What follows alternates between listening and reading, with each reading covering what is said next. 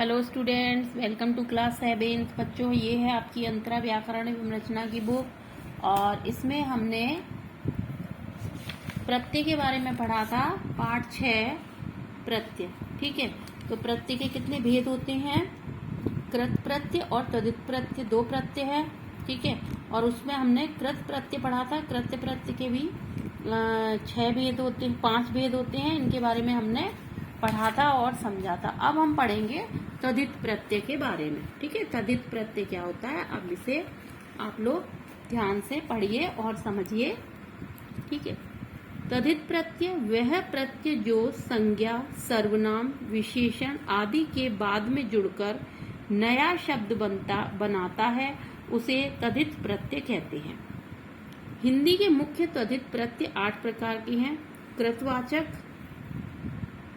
तदित प्रत्यय, भाववाचक तदित प्रत्यय, संबंधवाचक, लघुतावाचक, स्त्रीवाचक, गुणवाचक, सादृश्यवाचक और गणनावाचक।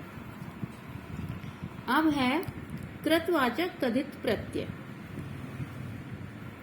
जो प्रत्यय संज्ञा, सर्वनाम, विशेषण में जुड़कर किसी कार्य के करने वाले का बोध कराता है। ठीक है, करने वाले का बोध कराता है, उसे कृतवाचक तदित प्रत्यय कहते हैं। जैसे आप देखिए, लोहा है, इसमें आर प्रत्यय लगाएंगे तो लोहार। लोहार यानी कि जो लोहे का काम करता है। ठीक है, किसी कार्य के करने वाले का। अब इससे हमें पता चल रहा है ये करने वाले का बोध, कार्य करने वाले का बोध हो रहा है। लोहार यानी कि लोहे का काम करने वाला। अब सोना है, इसमें आर प्रत्यय लगाएंगे तो सुनार यानी कि जो सोने का काम करता है। इसी तरीके से ईया मुख और रसोई में लगाएंगे तो मुखिया, रसोईया। ठीक है, हारा लकड़हारा, पनिहारा। ई लगाएंगे तो तेली, शराबी। कार कलाकार, कहानीकार। ठीक है, ये सब कुछ ना कुछ कार्य करने वाले हैं। उसके बाद है हमारा भाववाचक तदित प्रत्यय। जो प्रत्यय संज्ञा, सर्वनाम या विशेषण में जुड़कर भाव का बोध कराते हैं, उसे भाववाचक तदित प्रत्यय कहते हैं। ठीक है, भाव का बोध कराते हैं। अब देखो, ये है भाव।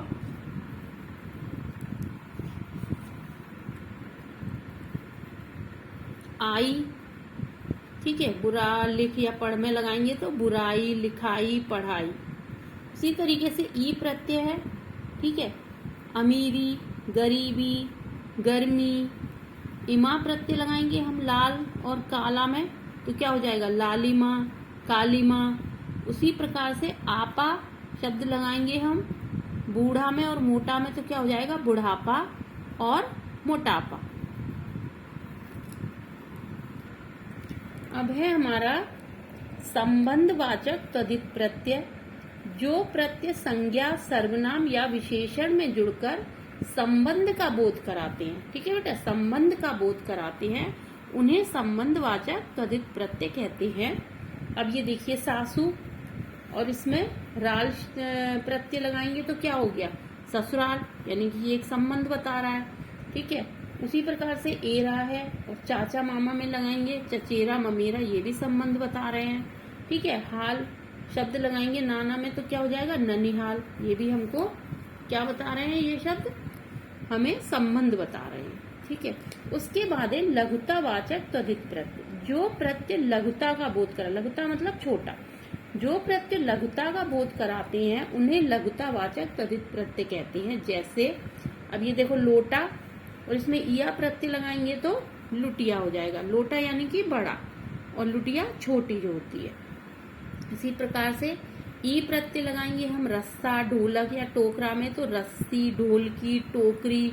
ठीक है, अब पता है रस्सा मोटा होता है, बड़ा होता है। ठीक है, इसी तरह रस्सी क्या होती है, छोटी होती है। ठीक है, यानी कि लघुता के बोध करा रहे हैं। जैसे कोठी है, इसमें री लगा देंगे तो कोठरी, छतरी। ठीक है, इसी तरीके से डी प्रत्यय संदूकड़ी, टुकड़ी। ठीक है, तो इसमें क्या है, ये क्या लघुता के बोध कराते हैं। ये जो शब्द होते हैं वो लघुता का बोध करा रहे हैं।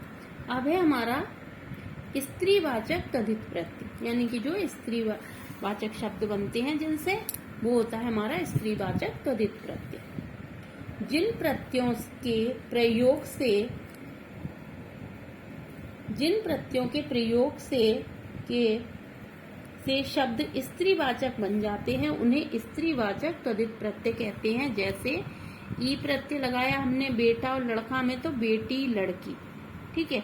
इसी तरीके से आ प्रत्यय लगाया छात्र में और शिष्य में तो छात्रा शिष्या, धोबी में इन लगाया तो धोबिन कहारिन, ठीक है। नी प्रत्यय लगाया मोर में और शेर में तो मोरनी शेरनी, ये सारे शब्द क्या हो गए, स्त्रीवाचक हो गए, ठीक है।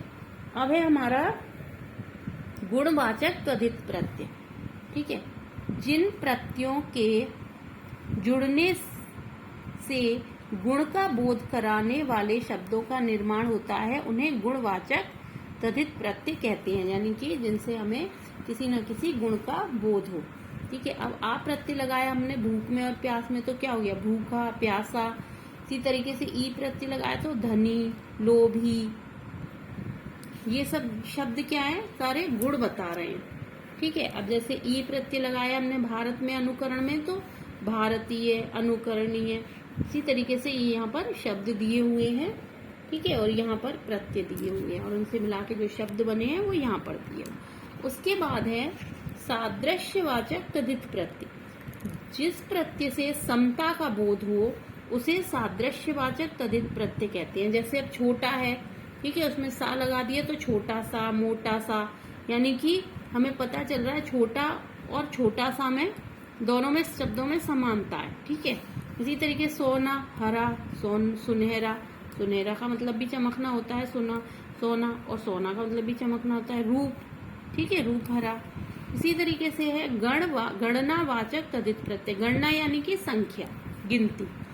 जो प्रत्यय संख्या के क्रम का बोध कराते हैं उन्हें गणनावाचक तद्धित प्रत्यय कहते हैं। जैसे देखो मूल शब्द क्या है, 2 3 और इसमें सरा प्रत्यय लगा देंगे तो दूसरा तीसरा, ठीक है। 4 लिखा हुआ है, था प्रत्यय लगाएंगे तो चौथा, वा पांचवा आठवां नौवां, ठीक है। 2 में रा प्रत्यय लगाएंगे तो दोहरा तिहरा, ठीक है। ये क्या बताते हैं, हमें संख्या का बोध। अब है अरबी फारसी के प्रमुख तद्धित प्रत्यय। अरबी फारसी के हैं गार मददगार, नाक लगा दें दर्दनाक खौफनाक, ठीक है। मंद प्रत्यय लगाएंगे अक्लमंद जरूरतमंद, पोष तख्तपोश मेजपोश, गी मर्दानगी दीवानगी, ये सारे शब्द क्या हैं, अरबी और फारसी के हैं। उसके बाद है उपसर्ग और प्रत्यय का एक साथ प्रयोग, ठीक है। कुछ शब्द ऐसे होते हैं जिनमें उपसर्ग और प्रत्यय दोनों का एक साथ प्रयोग होता है। कई नए शब्दों का निर्माण उपसर्ग और प्रत्यय दोनों का प्रयोग करके किया जाता है। जैसे अब ये देखो मूल शब्द है हमारा मान, इसमें उपसर्ग लग गया अभी और प्रत्यय लग गया ई, तो क्या हो गया अभी। इसी तरीके से मूल शब्द है हमारा साहस और इसमें हम दुस तो उपसर्ग लगाएंगे, ई इसमें लगाएंगे प्रत्यय, तो क्या हो जाएगा दुस्साहसी। इसी तरीके से मान में अप और इत लगा देंगे तो अपमानित, ठीक है। जब हम प्रत्यय लगाते हैं तो यहाँ पर देखिए मात्रा लग गई, मान में ई प्रत्यय लगाएंगे तो क्या हो गया, मान में मात्रा लग गई ई मानी, ठीक है। और इसी तरीके से ईमान है बेईमानी, ठीक है, ई प्रत्यय लगाएंगे तो बेईमान। ये तो हमारे हो गए उपसर्ग और प्रत्यय जब हम दोनों लगाते हैं तब। अब उसके बाद है दो प्रत्ययों का एक साथ प्रयोग, ठीक है। अब दो प्रत्ययों का एक साथ प्रयोग करेंगे। मूल शब्द है हमारा राष्ट्र, इसमें दो प्रत्यय लगी है, ठीक है। ये प्रत्यय अगर राष्ट्र में लगाएंगे तो राष्ट्रीय, एक ही प्रत्यय लगाए, दूसरा हम लगा देंगे ता प्रत्यय, तो क्या हो गया राष्ट्रीयता। इसी तरीके से समाज में लगाएंगे तो एक प्रत्यय और ता यानी कि सामाजिकता, ठीक है। इसी तरीके से कुछ शब्द ऐसे होते हैं जिसमें दो प्रत्यय एक साथ प्रयोग किए जाते हैं। अब है हमारा पाठ का सारांश। ऐसे शब्दांश जो शब्दों के अंत में जुड़कर नए शब्दों का निर्माण करते हैं प्रत्यय कहलाते हैं। प्रत्यय दो प्रकार के होते हैं, कृत प्रत्यय और तद्धित प्रत्यय। अब है हमारा अभ्यास कार्य, तो ये अभ्यास कार्य आपको करना है सबको। चलिए इसको हम करते हैं। जो शब्दांश मूल शब्द के अंत में जुड़ते हैं कहलाते हैं प्रत्यय। जो शब्द क्रिया के बाद लगते हैं वे कहलाते हैं कृत प्रत्यय।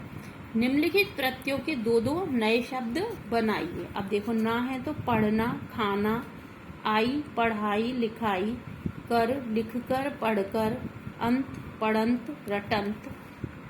री जुआरी पुजारी। ड़ी टुकड़ी संदूकड़ी। एरा ममेरा चचेरा। हाल खुशहाल ननिहाल।